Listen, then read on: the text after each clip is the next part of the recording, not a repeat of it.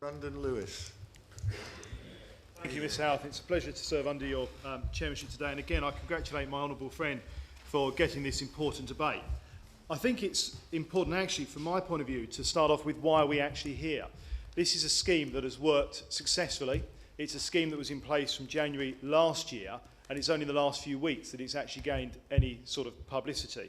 It's been working very nicely. The company's involved, taking people on, and over 34,000 people now have been through it, which tells us that something happened in just the last few weeks to bring this to public profile.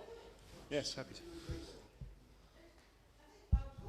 The member would accept that some of us did in fact raise these questions, some considerably before these few weeks came up, although we were put down with exactly the same comments about how we were being over-fussy and supporting people who thought they were too good to work.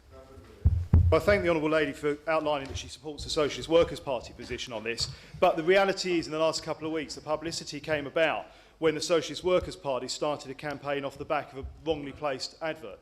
Yes, happy to.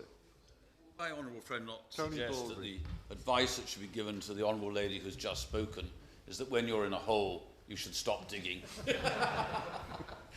I thank my friend for that very helpful intervention, and I think he's probably said everything on that one. Over the couple of weeks, I did debate a few times with people from Right to Work and various other groups that are backed or supported by the Socialist Workers' Party. What was particularly noticeable, actually, was the lack of members from the opposition, from Labour, coming out to debate until the very end. And I have to say it was somewhat surprising, if not indeed frustrating, in the last couple of days of the real media coverage of this, when Labour Party members started to agree to come out, were saying quite openly that they support the principle of the scheme, and I hope that the Shadow Minister will continue to do that today, but were then complaining and saying the problem was actually the miscommunication, and the miscommunications itself have come about purely because the Socialist Workers' Party and its representative protest groups have been purposely confusing the programmes in every single debate.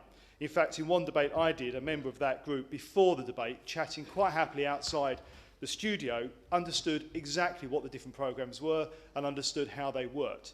And when we went into debate, straight away confused a mandatory work programme with work experience. Yep. Knew exactly what he was doing.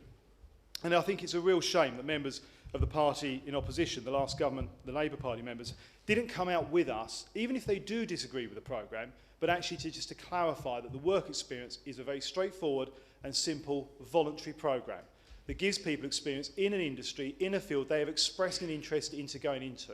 And I don't want to speak long today, I know others wish to contribute, but I think what we should do is remember that the people we should be giving congratulations to in this are not just the companies that are involved in it, and it's great to see so many hundreds more joining it thanks to the publicity it's had, so we should possibly be thanking the Socialist Workers' Party for giving it that extra coverage.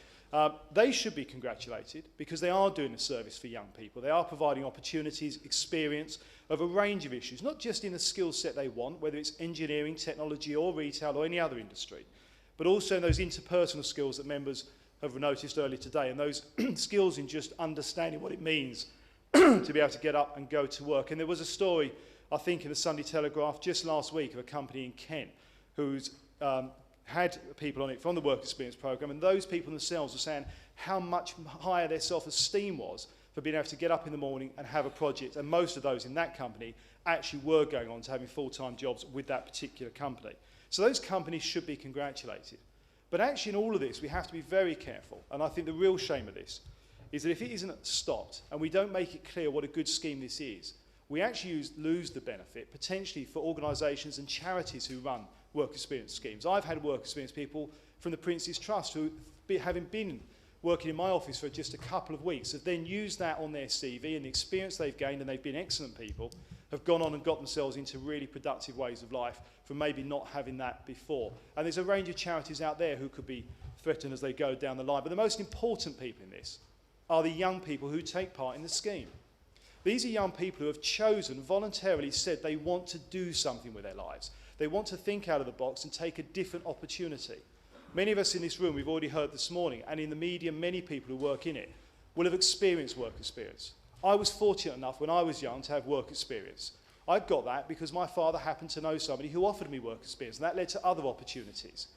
Other young people don't necessarily have those connections and opportunities, and it is absolutely right and courageous, in fact, I think, of the government to actually put this scheme forward that gives a chance to those people who don't necessarily have those contacts. And I think that is hugely important. And we've all worked in jobs where we see that as possibly only the first step. My first paid job was in a warehouse. I didn't particularly want to spend my life working in a warehouse. I wanted to be a buyer and move on from there. But the job I needed to take to get into a particular company was in the warehouse. That was step one on the rung of the ladder. And we've got to encourage these young people, these 34,000 plus young people who have done the work experience programme, that what they're doing is a good thing. They're showing motivation and they're inspired to go out and do something different, to take that first step on the first rung of the ladder and are not expecting to jump in at rungs 4, 5 or 6, which too often is the case these days. So I think we really should be congratulating the young people who have had the motivation to go out and get involved in this scheme as much as the companies who are giving them that opportunity. It's a good scheme and we should all be supporting it moving forward.